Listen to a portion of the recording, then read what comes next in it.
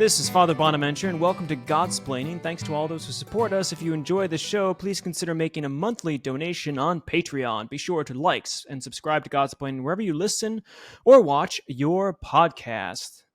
Godsplaining listeners, this is a special episode. This is a guest-splaining episode, and we have with us Father Elias Carr. Grüß Gott and Grüß Gott. herzlich willkommen. Danke sehr. Wunderbar. Okay. Fantastic. So, Father Elias Carr, we will not do the rest of this episode in German so that people actually hear it. Father Elias Carr is a canon regular of St. Augustine of Stift Klosterneuburg in Austria. So he's coming from us from outside of Vienna. He co-founded the canonry of St. Leopold in 2011 in Glen Cove, New York, and now serves as the Kammerer of Klosterneuburg. He is also the pastor of the parish in Weidling. He defended his dissertation on the life and the early works of Raymond Schwager S.J., a friend and collaborator of René Girard, who we'll be talking about in his latest book.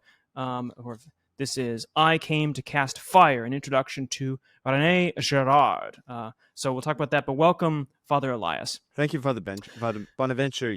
You know that we, of course, have something in common. You, the Dominicans, of course, were founded by a canon. That's exactly right. I was going to say let's explain to our listeners. So you are a canon regular, and people are saying, "Well, where's the cannonball? Like, would you fire him out of something?" Two ends. Sort of thing. Exactly. But we were founded, so canon regular. So Dominic was a canon. And Father Elias, if you're watching or if you want to pop on, please pull off the road for a second. If you want to see, he's wearing something that looks like a cassock, a standard cassock, you'd say. But he also has a cool other thing, which I assume will indicate what he is. So Father Elias, first explain us what a canon, what a Augustinian canon is. Although this is more important since the recent Pope, I suppose, has Absolutely. a relationship. Yes, everybody wants to know these things now. Well, so go ahead, quick. The Holy Father who are is a you? friar like yourself. Yes, but following the rule of Saint Augustine, you follow the rule of Saint Augustine too. we do. The canons are just were just the way the priesthood existed in the first millennium of Christianity in the West, and around the 11th century, many of the Reform canons identified the source of the problems that had plagued the canonical life, and that was private property. And so the Reformers adopted the rule of Saint Augustine, which puts a high emphasis on common property. And so we're the Augustinian canons, Augustine Chorherr in German, and our reform spread throughout the canonical life in Europe. So on the edge of the Reformation in 1500 in Europe, from Greenland to Scandinavia to Poland, Lithuania, down to the Mediterranean, everywhere, there were about 1,000 houses of canons and canonesses. But as a highly decentralized order, we suffered greatly all the upheavals that followed in the centuries to come. And so our way of life really only exists in a few places anymore. And this exotic thing comes from the 18th century. Like the Dominicans, we used to wear a white habit. That's why Dominicans have a white cassock. It's a canonical habit. But in the 18th century and the Enlightenment, we went to practical black. But then we added very impractical serotium. The serotium, sacrum rochetum, into one word, or soracol in Viennese, is the vestige of the rochet. So we would wear full canonical habit would be a white cassock and a white rochet, something like what the Premonstratensians still wear. Yes. But we've gone practical. Yeah, well, Father Elias, you've explained something per obscurius here, because you've explained this one term with this other term, the rochet, which it's very likely that none of our viewers or listeners, nor myself, would know exactly if you had to, like, if my life depended on identifying that, even in a multiple choice quiz. I'm not sure. So, listeners, it's something. It looks like a white tie or something. I was going to say it's a parrot on his shoulder, since he didn't yet explain it. But it's like a white tie or something. What is a what is the rochet? The rochet is, if you think about the altar boys at Mass, they wear a surplice. The rochet is the version of a surplice that canons and bishops wear. Perfect. Slightly tighter sleeves. And the serotium is the vestige of that. Okay, fantastic. In other words, through the history of the order, the wearing of the full rochet all the time got smaller and smaller until we wear this, except when we're in a solemn liturgy. Then we wear mozzetta and rochet. Okay, fantastic. And then so at this rate, I suppose there'll be a sort of white pin by 2095 or something. Maybe it'll or like be 3,000. a witness Yeah. Sorotsium. No, I don't think so. This is what we're staying with. We're It's staying. I so agree. I agree. it's That's great. so exotic. It's wonderful. If I said to you, Father Bonaventure, let's meet at St. Peter's Square, you'd have no problem finding me. No, exactly right. It's really brilliant. It's fantastic. Okay, so Father Carr, let's say, other than Father Elias, I should say. So you're a canon in Augustine. You're in Stift Cloister Neuburg in Mm-hmm. Austria. Obviously, though, your English is perfect. So you're from New York, which is I great. I'm a am. New Yorker as well. Although I Oh, think you're a different New Yorker than I am. I'm from Buffalo, New York. oh well, Um, yeah. I'm the other end of the state, but we're all exactly, a good upstate. state except for maybe the city. Yeah, and yeah, I was gonna say, but you're a Yankees fan, I assume, to some Oh, extent. yeah, yeah. Okay, there you go. It's America. Ja, natürlich, selbstverständlich. Okay, but what we're talking about here is this book that you published. This is on Word and Fire Academic. This is a handsome volume, I could say. By the way, it's nice. It feels good. They do a great job over there. Yeah, it's But it's beautiful. on. I want to talk a little about what the innards of it, because it has not only the text in there, of course, but also has this great kind of glossary, because this is a text on René Girard, who we'll get about in a second, and he's a technician in a way. He's got a scientific mind, even though he's a literary scholar, and so he uses particular technical terms. I love this has a glossary of those. You can remind yourself what the particular terms of mimetic rivalry, mimetic desire, contagion, the katachon, all these sort of things, and then also like a great the itineraries on further reading is really delightful. That's really well put together. So this is it's also it's not a heavy book. This is an introduction, and it really is an introduction to René Girard, where it seems like you want us to get into him, Mm-hmm. and you give us just enough. It's like some introductions you could imagine you receive it and you're like, well, I guess I don't have to read the whole thing anymore. But I think this is beautiful, and not in the sense of like you couldn't write a great book on René Girard, but in the sense of you didn't want to write that, Nope, but rather give us exactly. a way in on this thing. It's the chapters are easy to read. They're delightful. You could read it one or two a night, and you'd be done with this book in no time and on to other things. And even if you didn't go on to René Girard, the things you'd learn from here would be great. So let me just ask you first, who is René Girard, and how did you get into him?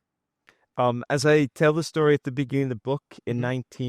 in 2001, summer 2001, I had a gift certificate to the now defunct Newman bookstore, which Yep, everybody at the Dominican House of Studies knows what that is and what that was, yeah, just down the street. it's great.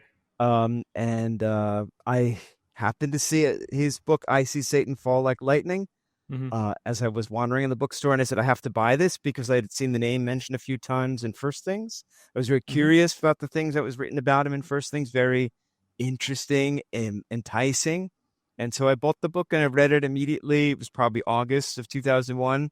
And so I'm like, oh my gosh, this is amazing. And I was two years old as a priest at that time. And Mm-hmm. then I had my empirical verifications with 9/11 and what followed afterwards that Yes. fall, and then come the winter time with the so-called priest pedophile scandals. So Yes. Girard describes certain social processes, and then, as if I needed to have it verified that it was true, these things happened right away after That's reading the book. great. And so I was completely persuaded. Also, really revolutionized the way I read the scriptures, which I was Mm-hmm. already very interested teaching a Bible study. And as we went into that long Lent of 2002, it gave me a whole lot of new ways of discussing and seeing what was going on in the society, in the church, the Yep. whole operation, and then how it sort of fizzled out towards the spring. Yeah. Okay. Let's get and René Girard is a 20th century French. What do you call him? Maybe an anthropologist. I mean, it's too silly to call. He's one. The French intellectuals have a different. Like, what do you call Michel Foucault? Is he a philosopher? Is he an historian? Is he a what? I mean, French don't. They have this public intellectual kind of status Yeah, and these kind of exactly. humane letters. So Yep. it's hard to like pin him down to a particular discipline. But he's something like a cultural anthropologist, cum literus scholar, cum No, theological no. advisor. He of course trespasses all sorts of disciplinary boundaries, which drive people crazy. But Yeah, those that's the French boundaries way. are not real in many cases. They're Yeah, methodological and they might work, but the problem is when you set those boundaries, you exclude possibilities which might prevent you from actually discovering things. And that's his argument. fundamentally, he wrote his dissertation on history, but then he ended up Mhm. teaching French literary criticism because he was from France, and they said, "Well, we need Yeah. somebody to do this." And it was this avenue into the novel where he made the first discovery Mm. about mimetic desire, and Yeah. he will later talk about the importance of literary criticism as a third source of knowledge. You have Yes. philosophy, you have the natural sciences, but also authors can perceive things that the other areas don't often or are not able to perceive, maybe because of their very boundaries. Yeah, I tell this story. I know some listeners will know this story if they've been around me long enough. I worked at a Barnes and Noble Mm, for a year before entering, and I was at the information desk, and people would come up and ask for, I'm looking for this book, and you'd play 20 questions, like you have to do the basic division of the Porphyrian tree, and right. my first shot is like nonfiction, fiction. That will divide, but basically the store in half, more or less. And I remember someone came up and I said nonfiction or fiction, and the person said, which one's the true one? and and like I held that was a moment of teaching and a moment to like revel. I mean, it's one of the most important moments of my life as far as I can tell, to witness to the two Veritas. And Mm-hmm. so I said, well, um if you want random facts of current kind of stuff, that's nonfiction. But if you want truth, I think that's in literature, so that's in the fiction section. Is that what you meant? um because that's just like, I mean, if anyone thinks, like, when you said, oh, literature is a kind of way in, and how could you get scientific or anthropological or real knowledge about the world from literature or something, because it's all fictional, made up, this sort of thing. It's like you just don't know anything about storytelling. Let's take another example, which people are familiar with. Dostoevsky, for instance. I mean, Crime and Punishment is a deep psychological account. I mean, Dostoevsky gets the human condition and a lot of the struggles and the travails about our sinfulness, and yet our desires and all of this. So, like, yes, I mean, there's no one historically that responds to Aloysia or Ivan Mm-hmm. Mm-hmm. in any of the characters of Brothers K, or the idiot Prince Mishkin, a Goshen or something. And yet these archetypal characters or these sort of things are just deep insights into. So anyway, that's so for Yeah, those of you like, well, he's a absolutely. literature guy. No, Yeah. I mean, the literature is where, if you want to know about the human condition, artists in general, and especially literature, they have a good sense of the psychological. It's why some of the most psychological of the philosophers, right, Soren Kierkegaard, writes a lot of kind of nonfiction, you could say, but it's philosophical nonfiction. You know, okay. Exactly, and so this is, I mean, Girard's first insight is really from literature, and his first book, uh, in French, has a much more revealing title than the English translation, Hmm. and it is the romantic lie and the truth of Yeah. the novel, or the novelistic truth, and that's where he's really explaining for the first time this. He discovers these patterns in these novels of mimetic desire, and Okay. whether the author has the honesty to admit this is happening or not. Yeah, let's do. So I think, gratia non tollit naturam sed perficet. So grace builds upon nature, doesn't Mm-hmm. it doesn't destroy it, but perfects it. I guess what we'll look at, it might be a good way. This, we've mentioned mimetic desire and mimesis, and all of this a little bit. So maybe, Girard has a sort of theory or an Mm-hmm. account of human desire and the human person, that has a natural element to it. You could say the story of mimesis and mimetic desire and rivalry and all of that. And then what I think is really cool is that, of course, revelation Mm-hmm. makes a difference to Absolutely. this story. Absolutely. So it's interesting, as a side note here, revelation can add new insight into the actual natural plane in a way. I think about this in terms of like creation as Mm-hmm. creation ex nihilo, that Mm-hmm. revelation of that. It changed like the Greek model of what it meant to start things, the beginnings. This is not something Aristotle has. The Trinity has accounts of what person's substance that changes our metaphysics, or like widens our metaphysics in a sense. I think there are certain, like the Eucharist does some of this, like revealed truths do affect. And I take it that, and we'll get to this maybe. What always impressed me about Girard is he took the crucifixion as one of the revelation in the crucifixion told us something about ourselves, Mm-hmm. such that it had to change how a secular person would actually see the world, just That's like right. creation would change how secular persons saw Hmm. the world, incarnation, and this. So he was basically, I take it, unpacking the theological and therefore philosophical ramifications of a revealed event, which is cool. So that's what we're getting to. That's my. I don't know if No, that's if great. you agree with I that. think I think the thing is what there's the logical way one usually explains Girard is something that didn't happen. It didn't happen that way. We only know it because of the endpoint.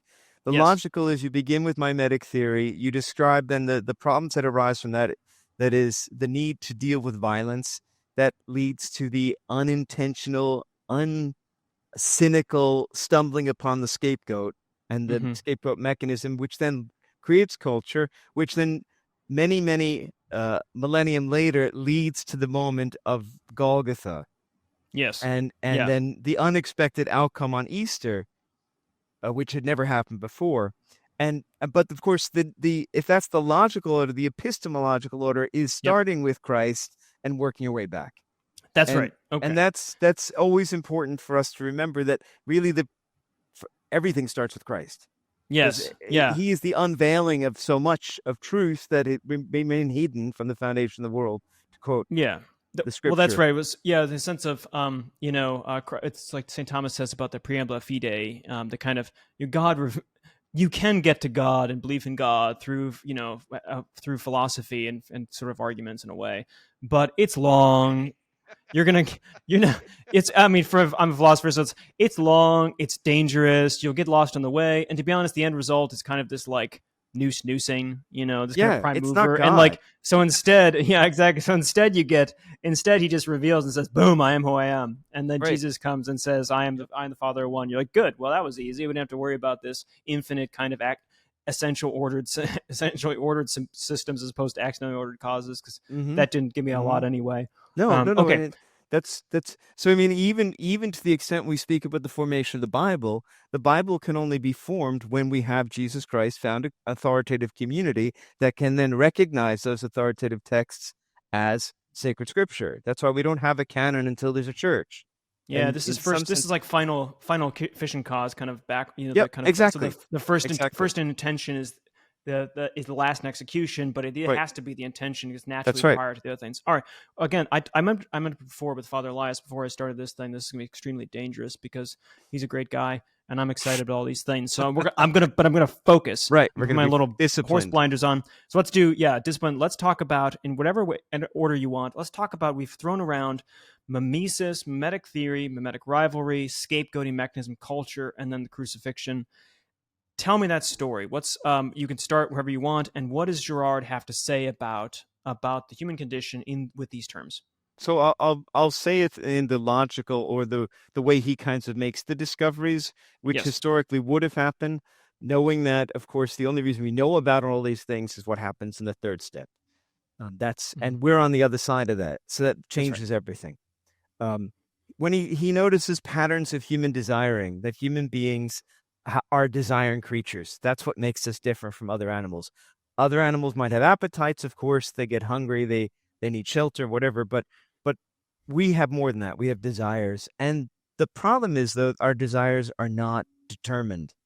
We Mm-hmm. don't know what we want. And he argues based on the evidence that we learn what we want from other people. Mm-hmm. They are our models. And this isn't something that isn't really something calculating. Again, it just sort of goes out there. But underneath all of this is a metaphysical poverty. Mm-hmm. That ultimately what we want is to be. That's why when we get fixated on somebody, I want to be like that person. I actually want to be that person. Not that person, but I want to be, period. Mm-hmm. I want to be God. I want to not be dependent. I want to be abundant, and what the basic distinction between a creature and the creator. Yeah. But of course, that will never happen. At least not on these terms. It happens on God's terms for us, if we allow it. Then this desiring is mobile. It moves around, and it's okay as long as people don't disagree. But when we get the classic love triangles, where there's two people converging on the desirability of one person, conflict naturally arises. Rivalries arise, And when these are placed into the first human communities, these rivalries could become quite dangerous because there is no public order. And these are just a group of early human beings, whatever we want to talk about them. Uh, they may be rational or pre-rational or linguistic, pre-linguistic. We don't really know. I mean, these are all just speculative points. But the point is, in order to deal with this tension, these rivalries, the group will stumble upon a scapegoat. Now, this is absolutely not cynical, not the way we talk about it today on the other side of understanding these things. This means that the group their tensions converge and polarize on a person or persons who are then the ones to be blamed for the problems and all the problems in the community. It's really because of this person or these people. And Girard's looking at myths, sees there's a lot of sort of stereotypical signs for scapegoats, socially marginal, either at the top or the bottom. Physical deformities, being a foreigner. We think of sort of Oedipus is a classic example of all these things. And the community expels this person either by death or by banishment. And the community then experiences a mysterious catharsis, a radical transformation in which they then, in hindsight, in some sense, say, this wasn't just a normal occurrence, this was a supernatural occurrence. And the one who caused all the problems was, in a sense, diabolical, the scatterer, but now is blessing us. And so this is where you get the two faces of a lot of the pagan gods of being both plague bringer and culture bringer, something like Apollo is in certain versions of Greek mythology. And so Girard says, okay, based on the evidence, you get myth, which is the story of the scapegoating event told by the point of view of the community who believe themselves to be innocent, uncynically, and then the ritual reenactment of that through sacrifice. That's where you get ritual sacrifice, and prohibition is the beginning of the moral code, that is to avoid mimetic behaviors that cause the crisis in the first place. Okay, and so that's 2 steps. Exactly. Now we I are want going to get to the third step, but exactly. But I want to stop. Exactly. So I want to get to we're going to the third step and look and the unveiling in a way, because I take it the beauty part of Girard is, like any sort of science or a Wissenschaft or something, just unveiling what's really true about reality. Like he talks about that the avoidance of reality is the biggest plague of today, and this is just true. And so what's the reality? Well, the reality is what you just talked about beautifully, put in front of us. I take it it's that everything generates, or you see this whole big culture business generates from this desire, the mimetic desire, the desire looking at the subject, looking at the model. The imitator, mimesis, is the imitation, right? The mirror, you could say, or something. And who has an object, right? The object is what I want to be. I want to be this thing, as you say, I want to be, but I want to be in a particular way. That person has that object that my desires. This is the romantic lie. Like the romantic lie is we already have our desires come free-formed, and we just find out there. We have the object within us and the desire modeling all that, and then we just have to find the way to get it, from other people. But Girard's account is no. It's a little more too bad about that. Our desires are so unformed. We get them from others. Exactly. So they're already alien in a way. They're not original. They're not original. So we're dependent immediately. And we get them by looking at others, and we have to make sure we look at the right others, which we'll get to. But we look at others just naturally, and then we see an object we want from them, their sense of like either status or power or whatever. Right. And that sets up this kind of mimetic, this mimesis mirroring kind of business we do, imitating them. But they realize we're doing this. Absolutely. And then we don't really want them. We want the thing that they have, the sort of power, the sort of object. And so they start doing this. There starts the rivalry business. Yeah, sure, exactly. No, and then like there's the unpleasantness of this. And we want the object, which is good, say, but we want to take it from that person, which is the violence sort of here. So you then set up this scapegoat, this idea that to solve the bad parts of this kind of desire formation and acquisition, people set up those who be expelled. So we can, in a sense, like together, we'd like to kill each other, or we'd like to be against each other because we're scared of each other and we're trying to take over each other and for this object battle and this rivalry. But we need a safe place to distribute this kind of the negative energy. And that's what the scapegoat kind of mechanism is. And this comes, as you say, it's myths in the early, this isn't just like old-fashioned Greek kind of stuff. or like even the Jewish tradition, right? This is, Absolutely. I mean, this is just Absolutely. what Girard's saying is this is a psychological anthropological mechanism that structures how we go about desiring and achieving our desires, right? And this is always is working on a pre-rational level for years before we know anything about it as children. Yes, I mean, all we have to do is think I about want that. children with toys Yes, and no, I not want that. Why do sharing. you want that? Because he Yeah. has it. Yeah, Yeah, no, I mean yeah, the room is filled with toys, but the toy the other child wants is the one the other child's playing with. yeah, Because and this is the point, because the fact that somebody else has chosen it means it's desirable. yeah, That's the yep, model providing that. When you drive into a big parking lot, people often drive next and park next to cars. And though they could park far away. Why? Because there's some part of you that's thinking like that person knows something. yeah, But that's the exactly. right place to park. And I'm going to park next to that person. Yeah, yeah, yeah, yeah, exactly. Yeah, And exactly. so Okay. but we have to keep that in mind. This is all very kind of pre-rational. We learn to Yeah, cope with it. And then what happens when we get the use of reason is we use it to rationalize these things.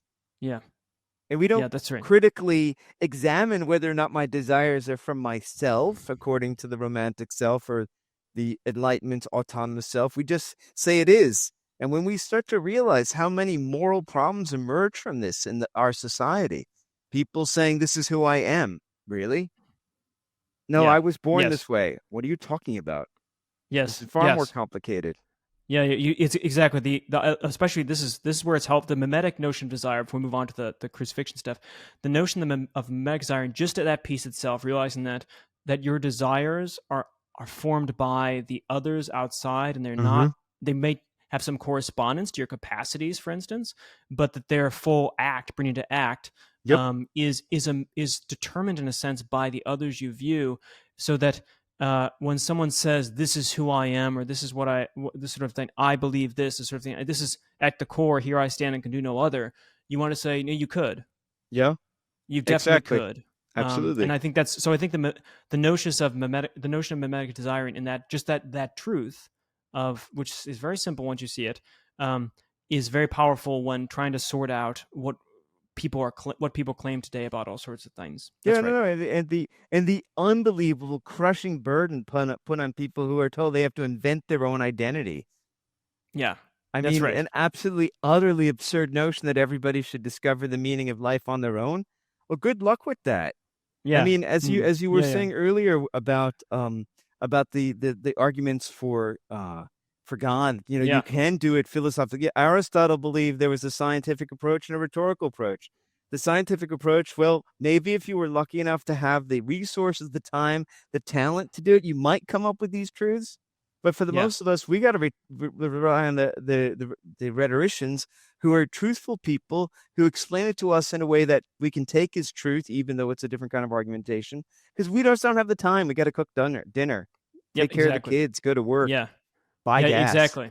Yeah. Yeah. Once you realize the kind of unveiling of the desire structure by mimesis, then that helps you to kind of say, okay, I've got to look for the right model, Absolutely, right? And absolutely. that's the let's get on the third stage, which we mentioned. I So, yeah, earlier absolutely. about the crucifixion as the revelation of the crucifixion actually bringing something new to the account of being a human person's So, revelation, helping reason a bit. as we were saying, the Bible itself is defined by Jesus Christ. He's Mm-hmm. the one who can tell us, and the church tells us what's the canonical transmission of divine revelation.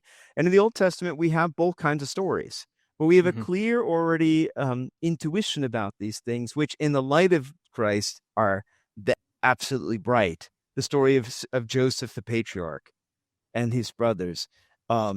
The suffering servant, which of course is the prophecies that our Lord himself takes up to help redefine who the Messiah is, bringing together those prophecies with Yeah. the Daniel prophecies and the prophecy about the Messiah. So there are already echoes of these things a lot in the Psalms, but what happens is that Jesus shows us in the New Testament, in the Gospels, that there is no way human beings can win against this. Mm-hmm. Yep. The only way the system could be broken and revealed was by him allowing himself to die on the cross and God to reveal on the third day that everything we thought about God and about who we are as human beings was off base. because it was colored by the scapegoat mechanism and this false kind of creation of the gods. And so you have the disassociation of the false gods from the true God, because the what happens on Easter is amazing. I mean, literally, the guy who was murdered, a horrible death, comes back and says, "Peace be with you." In Yes. other words, implicitly, I forgive you. You are Yes. forgiven, and now I give you the task of forgiveness. You have to Yes. do what you've just experienced. You have to bring peace and forgiveness into the world. God is not here to destroy you. Yes. Yeah. Yeah. Yeah. I That's the think whole, what's surprising.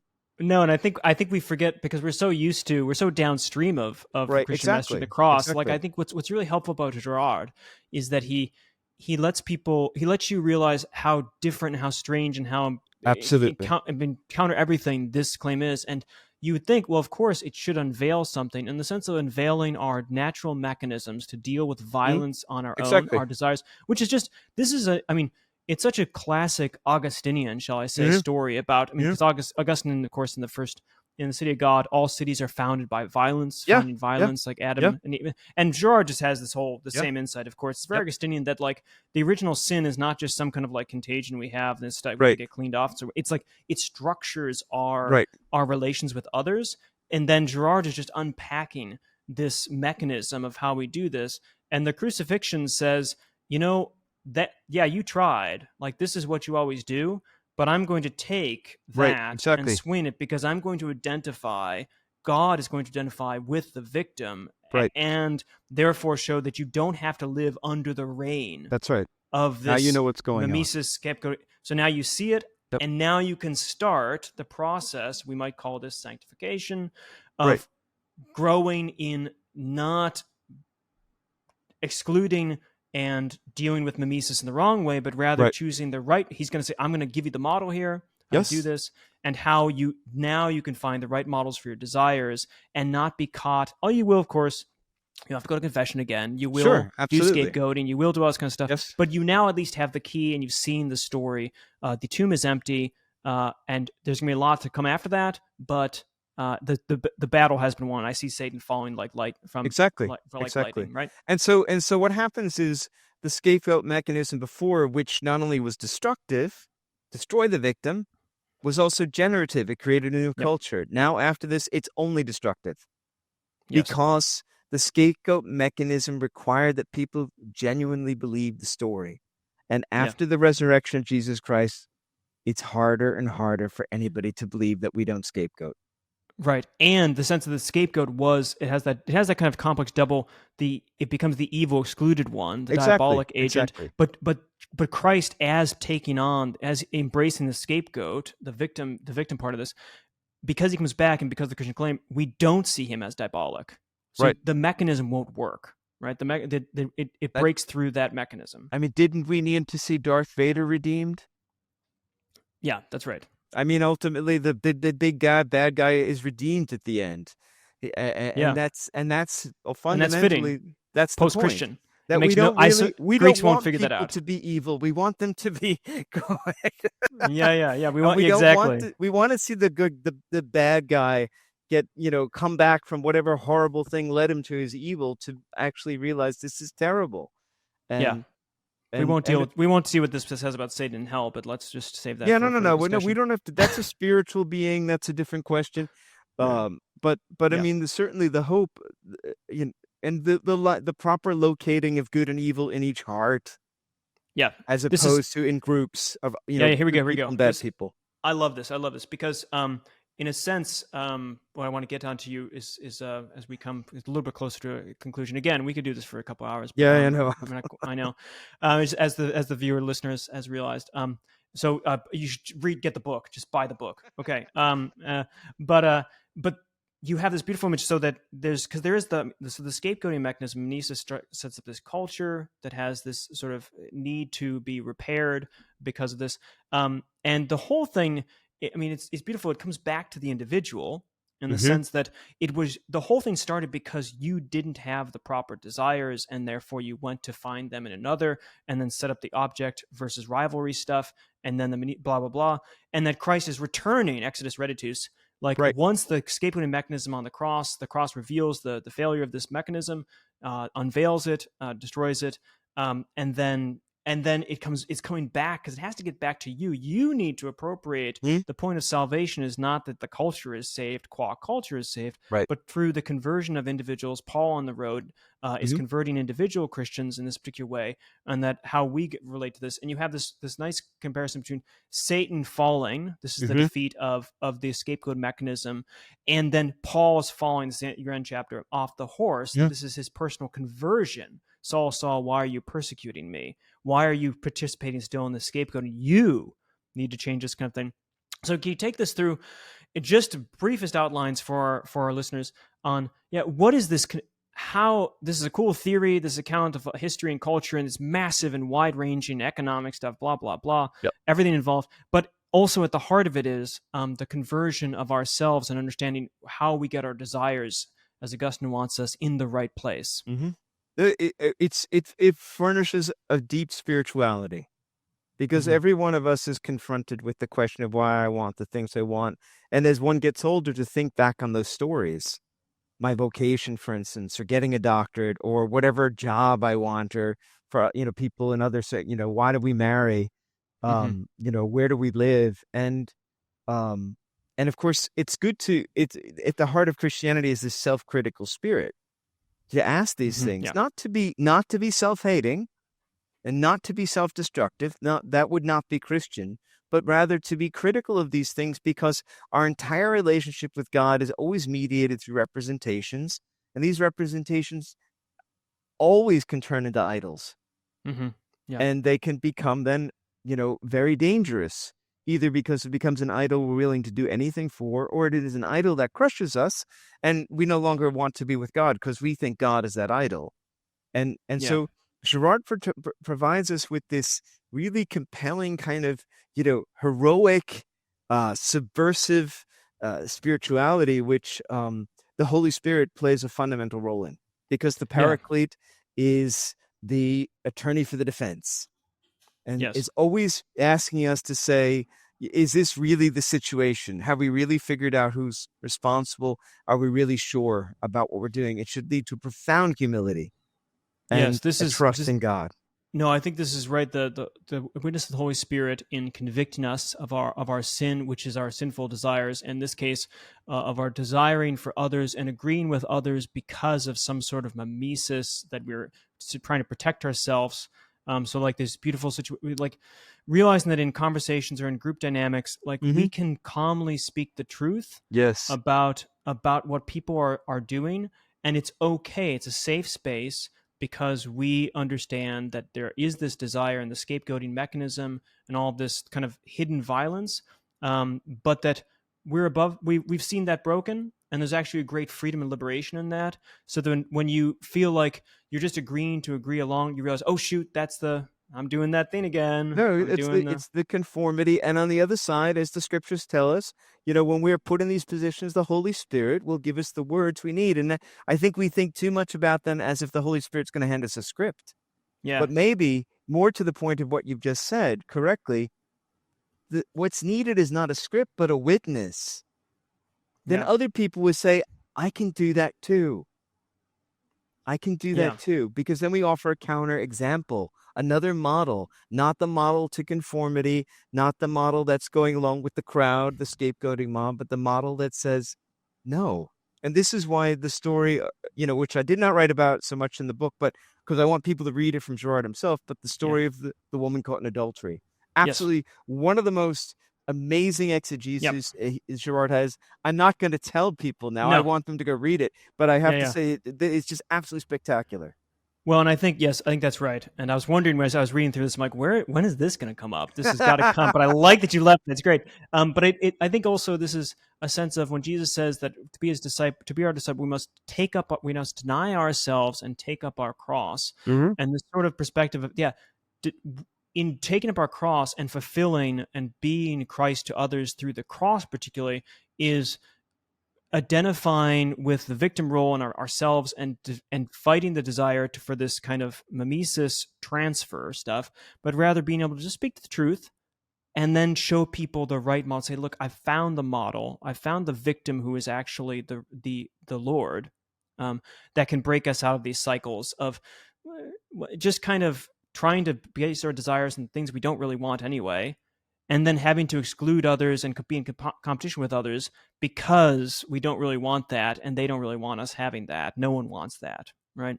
So I think that's it's a profound, gives you a profound freedom. I think that's the other other thing's beautiful. You have the reflection you do talk about in here is beautiful, is the Annunciation, and Girard's reading of the kind of freedom in that interchange, that it's not a violence that's, transfer this kind of stuff, but rather at the fundamental core, the fiat and the exchange with the angel is a relation of free persons who are not bound by some conformism or some sort of systematic desire structure of external alien desires, right? You're not told what you have to believe. You're not told what you want, but rather it's a free exchange. Yeah, and that's why Our Lady is so essential for all anthropology. Mm-hmm. I mean, she is, and this is, and Catholics, we have to get over apologizing about Our Lady. The role of Our Lady in theological anthropology is, she is the instantiation of all of us. Yeah. I mean, Jesus of Christ is true God and true man. I'm not denying that, but she is the complement to that. And without that, we get into a lot of crazy places. The Catholic faith has a role for a man and a woman in salvation. Yes. And they're different roles, just like there are different roles in the church, but both are essential. Yeah, no, I think that's I could talk a lot about that too, because I think Mary she's funny. She's so important because Jesus, he's true God and true man, but I mean, it does make a difference when human nature is hypostatically united to the divine word, whereas Mary has no hypostatic union. Mm-hmm. She's purely human, and yet she's immaculate, and yet she's perfect in that way. So I joke around saying, like, the male nature needed to be strapped to divine nature in hypostatic union, whereas the female nature is good to go. You just needed to be protected from sin. That's it. Like you couldn't just you had to actually. So I think that's important. I also see this as I think this is a Girardian. Marian anthropology through Girard's lenses, I think, is your next book. So I came to say yes or something. That would be good. So I encourage you. Model. Yeah, I encourage you to work on that. But Father Elias, thank you so much. Thank you for Father Bonaventure. It's been a delight. So this is great. We also have viewers, listeners. This is I Came to Cast Fire, an introduction to René Girard.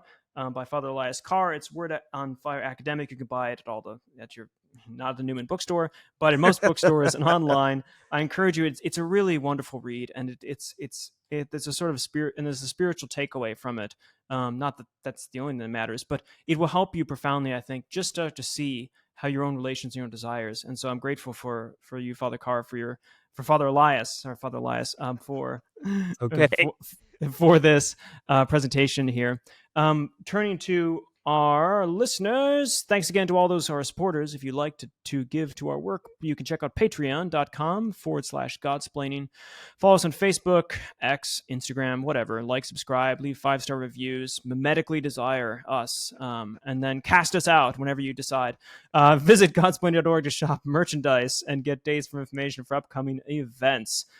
Know of our prayers for you, and please pray for us. We'll catch you next time on Godsplaining.